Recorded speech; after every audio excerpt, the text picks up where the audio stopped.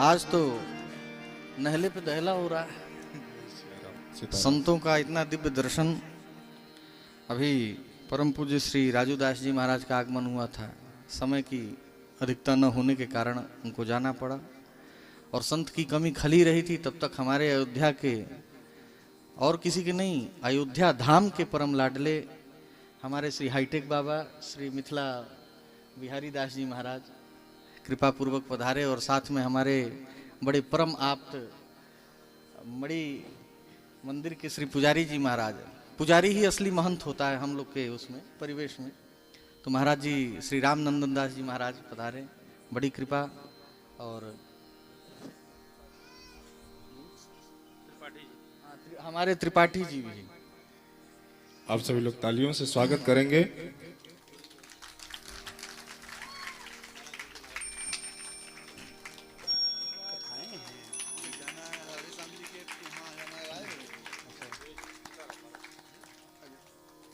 पहले आप पहले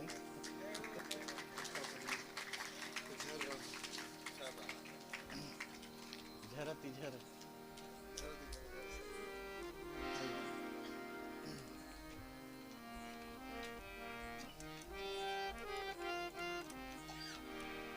जोरदार तालियों से स्वागत करेंगे आप लोग।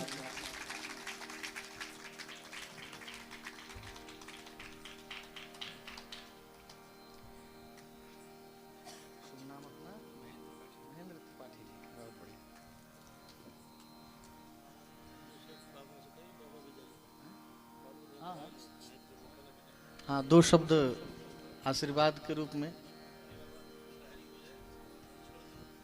उसके बाद कथा में हम प्रवेश करते हैं।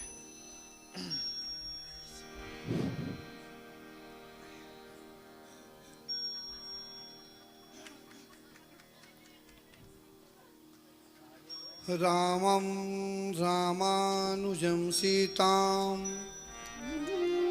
भरतं भरतानुजं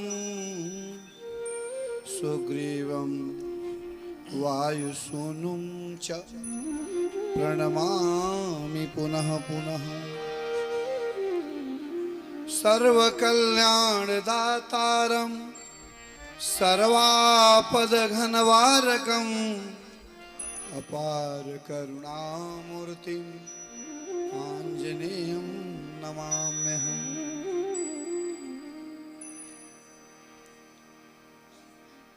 अखिल ब्रह्मांड नायक लीला पुरुषोत्तम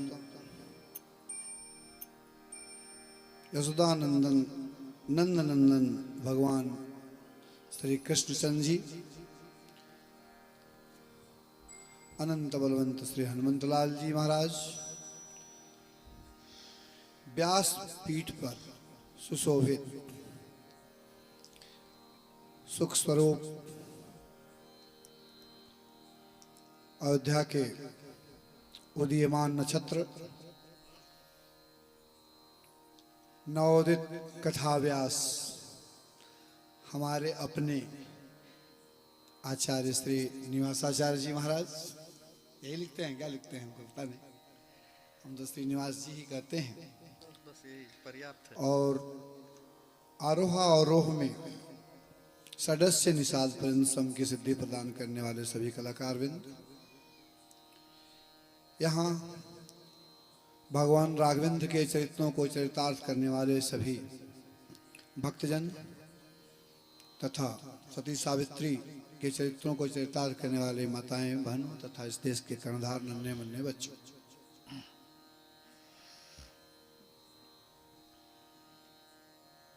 कथा सत्संग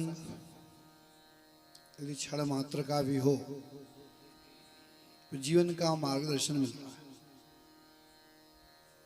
हम 20 साल पहले का एक श्लोक मुझे याद आ गया, संतों से मैं सुना हूं, मैं तो कथा करता नहीं हूं।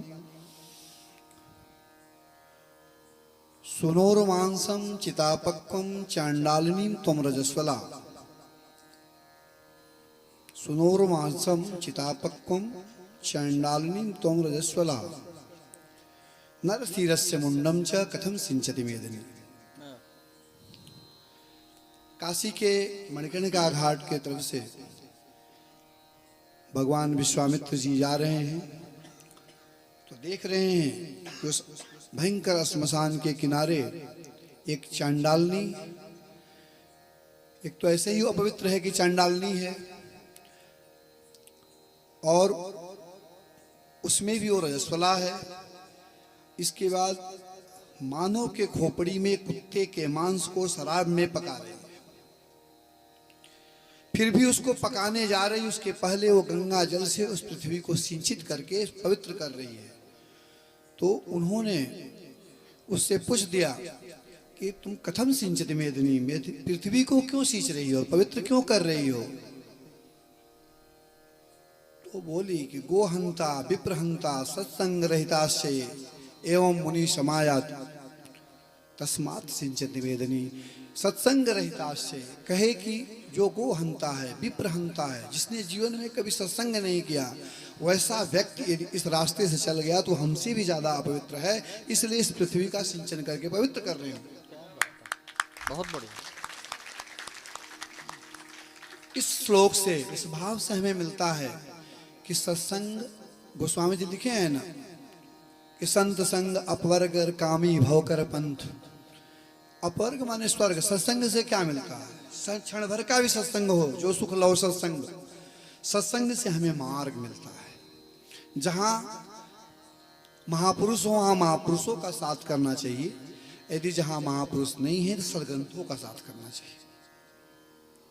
नारद भक्ति सूत्र में कहते हैं कि भगवान की भक्ति मिल जाए तो क्या करना चाहिए। लोग सोचते हैं भगवान मिल गए तो मेरी भक्ति पूरी हो गई। नहीं हुई।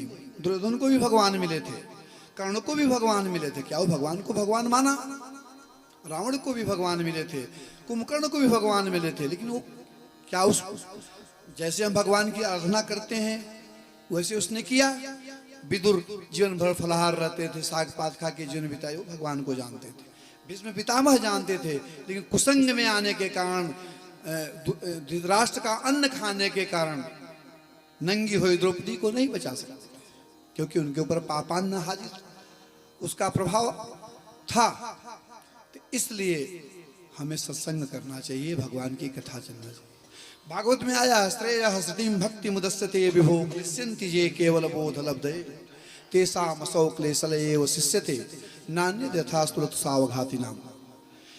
भक्ति को छोड़कर संसार में किसी भी चीज के लिए यदि प्रयास करता है जीव, कि उसी प्रकार है जैसे कि धान की भूसी कूटा जाए तो भूसी भूसी भी नहीं रह जाती है, वो भी चली जाती है, हाथ से कुछ भी नहीं मिलता है। ऐसे ही श्रेयः सतीं भक्ति मुदस्यते विभो क्लिश्यन्ति ये केवल बोध लब्धे। केवल ज्ञान के लिए, तर्क करने के लिए, किसी को चुप करने के लिए या जीविकोपार्जन के लिए यदि ज्ञान लेता है तो कहते हैं वैसे ही है जैसे धान की भूसी कूट दिया जाए तो उसमें जो भी रस, वो भी रस नहीं रह जाएगा। धान के भूसी चोकर का भी लोग रोटी खाते हैं आजकल, तो उसको कूट दोगे तो चोकर ही नहीं रह जाएगा, खाओगे क्या? ऐसे ही कोरा ज्ञान है भक्ति के बिना। नारद भक्ति सूत्र में कह रहे हैं बहुत निश्चयदार्ढ़ है, यदि तुमको भक्ति मिल गई, परमात्मा मिल गए, ऊर्ध्वम शास्त्र रक्षण, उस शास्त्र की मर्यादा का पालन करो। भगवान की रोज षोडशोपचार पूजा करो, भक्ति करो। ये नहीं कि भगवान मिल गए, यदि नहीं मिले तो कहे नहीं करोगे तो कहे अन्यथा पातित्या संख्या, पतन होने का भय है। इसलिए भगवान की भक्ति करनी चाहिए, सत्संग करना चाहिए। सत्संग से